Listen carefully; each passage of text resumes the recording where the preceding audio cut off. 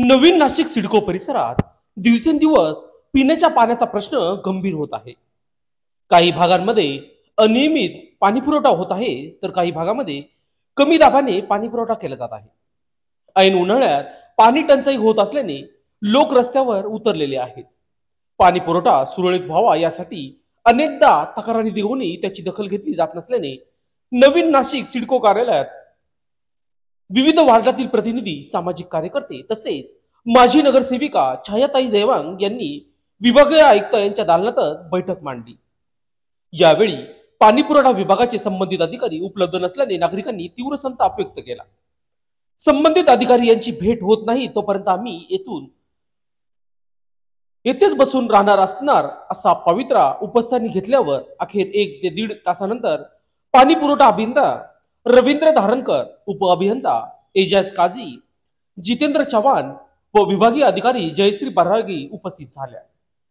तर काही कर्मचारी यांनी तक्रारदारांचे उत्तर देता येत नसल्याने व समाधान करू शकत नसल्याने त्या ठिकाणून काढता पाय घेण्याची भूमिका घेतली. अधिकाऱ्यांसमोर यावेळी उपस्थित लोकांनी त्यांच्या तक्रारीचा पाडा मांडला. सातत्याने तक्रारी करूनही दखल का घेतली जात नाही, तक्रारीचे निराकरण का केले जात नाही याबाबत विचारणा करण्यात आली. माणसाचे जीवन पाण्यावर अवलंबून आहे, म्हणूनच जेव्हा पाण्याचा प्रश्न निर्माण होतो तेव्हा थेट अधिकाऱ्याशी संपर्क केला जातो. तेव्हा संबंधित अधिकारी हे उडाउडीची उत्तर देतात, चुकीची वागणूक देतात, उलट तुमची नेहमीच सातत्याने कंप्लेंटी असतात असे बोलून त्यांनाच गप्प केले जाते.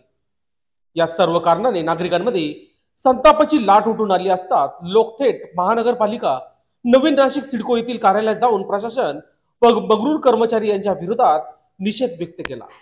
यावेळी नवीन नाशिक मधील युवा नेते, ॲडव्होकेट, सामाजिक कार्यकर्ते तसेच माजी लोकप्रतिनिधी उपस्थित होते.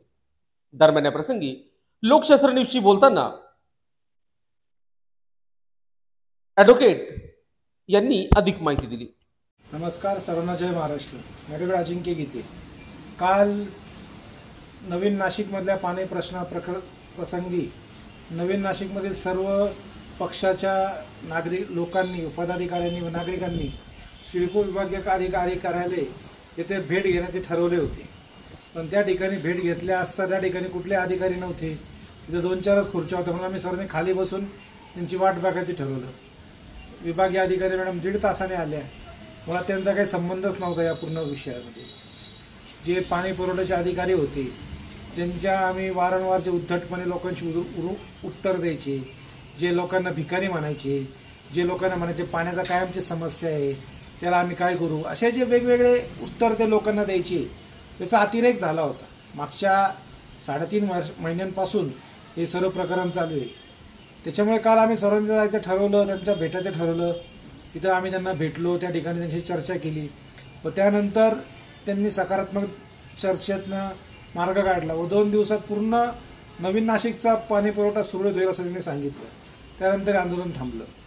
तरी हे आंदोलन हे सर्व नागरिकांचं यश आहे. यामुळे नवीन नाशिकमधल्या सर्व नागरिकांचा पाणी प्रश्न सुटणार आहे, याचा आम्हाला आनंद आहे व आम्ही लोकांना न्याय देऊ शकलो याच्याबद्दल आम्हाला अभिमान आहे.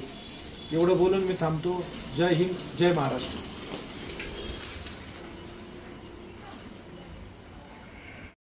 लोकशास्त्र न्यूजसाठी बंटी आढाव, सिडको.